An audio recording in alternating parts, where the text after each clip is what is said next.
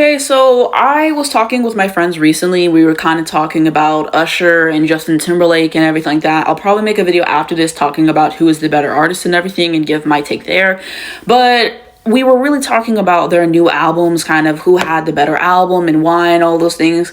And I would say that Justin Timberlake had the better album. And my reason for that is I just feel like it was more about where he was at that point in his life. For the most part, it didn't seem like he was trying too hard to be current or anything like that. Like in terms of subject matter, in terms of his sounds and everything like that, he was going kind of back to his comfort zone, doing things that worked for him. So kind of me felt like a mix of 2020 Experience Part 1 and Future Sex Love Sounds. Am I saying it's as good as those albums? No, but I think that this is a really good album when we're listening to stuff like Sanctified, Technicolor was a great song, Infinity Sex. Like, there's still some really fun songs in the song for the most part. Memphis Fucking Up the Disco kind of made me cringe, I will admit. But for the most part, I thought this was a solid album, like an 8 out of 10 kind of album. One of my favorite albums from last year. The Usher album, I wasn't particularly a fan of, just because it felt like it was all over the place in a lot of ways, and a lot of the songs weren't doing a whole lot for me. We're looking at stuff like Big, and this is a song that I always mention, talking about I would never order the small. When I was a kid, I would go to McDonald's, and all this BS. I'm like, really? This is what we're talking about? This is what we're talking about? You thought that this was fine to include on the album? You have a song called On the Side where you're essentially talking about how you got somebody, but you want this one more on the side. Like, you're 40 years old or pushing 40. Like, why is this the stuff that we're still talking about? So that was my issue.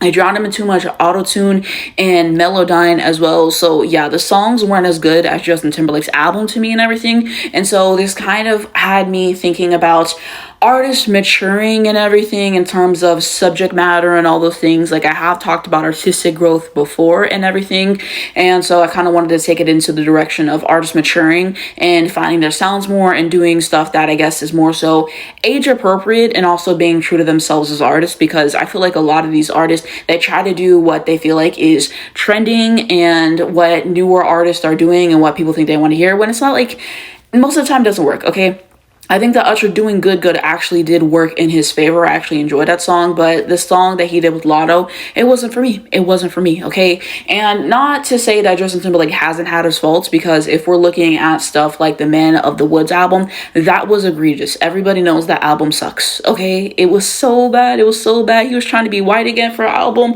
We had some good stuff on there. Breeze Off the Pond, one of my favorite Justin Timberlake songs. Montana, there was some really good stuff. Midnight Summer Jam, but that was a miscalculation. So I feel like this was him getting back to it more. Back to the topic at hand, talking about artists maturing and everything and the growth and all those things. So Mary J. Blige, Good Morning Gorgeous. This is an album I feel like was decent for that time, okay? Because it was like she had really good stuff. Come See About Me was a really good song. I like the song with Anderson .Paak, for example. I think there was a song called Enough that I really liked on this album. So most of the stuff I thought was pretty good, and it felt like she was doing stuff more so in her comfort range. It was stuff that was mature, I felt.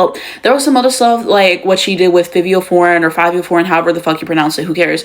And I didn't care for that song. The song she did with DJ Khaled, amazing. It sounded like something that'd be on a Super Bowl commercial. So there were some miscalculations, but for the most part, it felt true to form. It's something that felt right for Mary, and so I actually did enjoy this album. Another album that I felt like was pure fun and is a great example of an artist maturing is Beyonce's Renaissance. Like, sonically, this album was amazing, but also topically, she was still making a lot of really fun songs. Like, Energy was fun. Move is something that grew on me a lot. America Has a Problem is something that I really happened to enjoy. Cuff It was really fun. So yeah, like, this album, Beyonce is just doing new, creative, really fun stuff and everything. So whenever I'm talking about, maturing as you go along, and I feel like not touching certain subject matter and everything like that, that's at least what I think. I think that Beyonce is a great example of, like I said, artistic growth before in the past, but also just maturing and still making great stuff that is well worth a lot of thought and everything, and Renaissance is a great example in my opinion.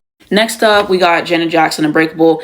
Yeah, this was a great example for me. This was a great example for me and everything, because earlier in Janet's career, she was more so kind of talking about like sex and stuff like that. And you look at Anytime, Any Place, Would You Mind, and all those songs that are, kind of explicit, especially Would You Mind. If you listen to that song, okay. And so in this album, I think she just got married and everything, and I think they're divorced now, but she just got married and everything. She talks about that on No Sleep and everything, but it's not something that's kind of overt. There's kind of like a subtle loyalty to it, and she still makes other really great songs on here. Think about The Great Forever, Unbreakable. The song is one of my favorites. Burn It Up with Missy Elliott, Broken Hearts Heal, which was a tribute to Michael, and that is one of my favorite songs on this album.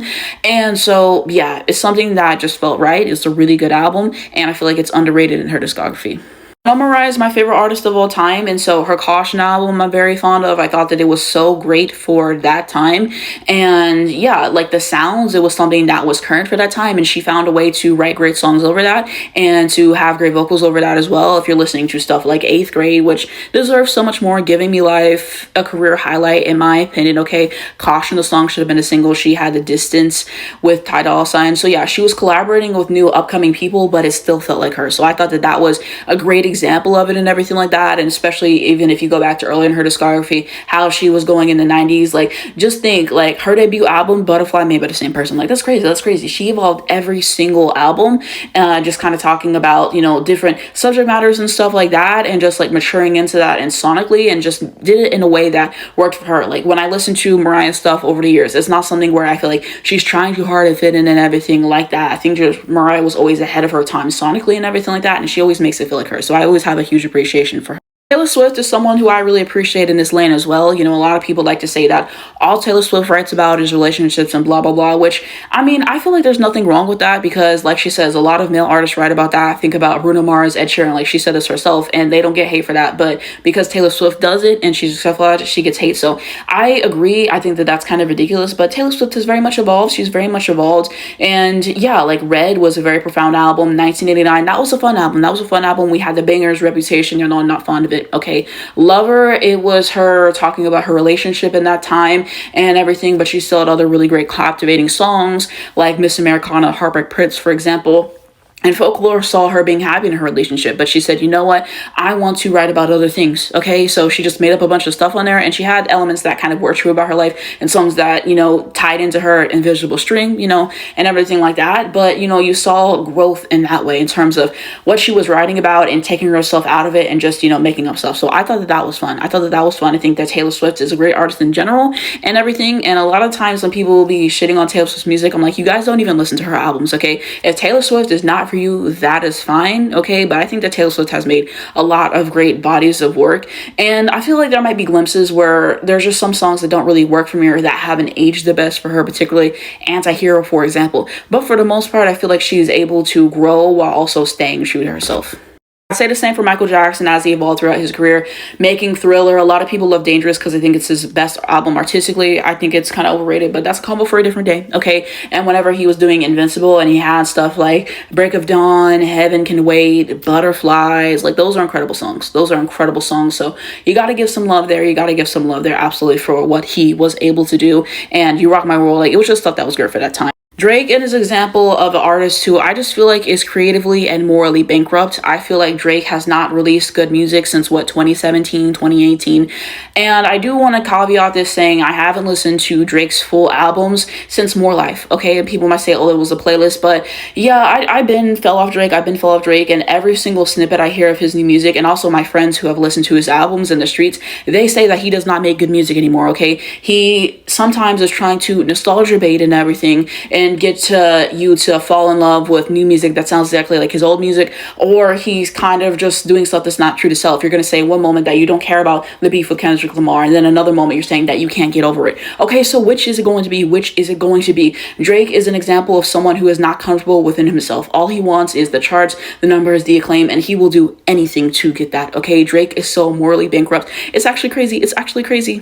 So to kind of wrap this up, I think that as you get older and mature, I think there's just some songs that a lot of us don't want to be hearing. When you're a man pushing 40 and 50, I don't want to be hearing about side hoes and all this stuff. Like, who cares about that? And partying and drugs and a lot of the stuff that, you know, people my age, I'm 24 for instance, are talking about in songs. Like at a certain point, you have to grow. Why are you talking about the same shit? And that's kind of why there's certain artists and songs that irritate me and everything like that. And so I have to talk about that. Like I said, Drake is morally bankrupt. That's kind of example. Justin Bieber, I feel like he's really fell off artistically and everything like that. So there's a way to grow and still make great music and everything like that. So I think it's interesting talking about artistic maturity, but let me know which of these albums do you like better and what are your thoughts in the conversation. You can subscribe and everything, and let me know what you think down below.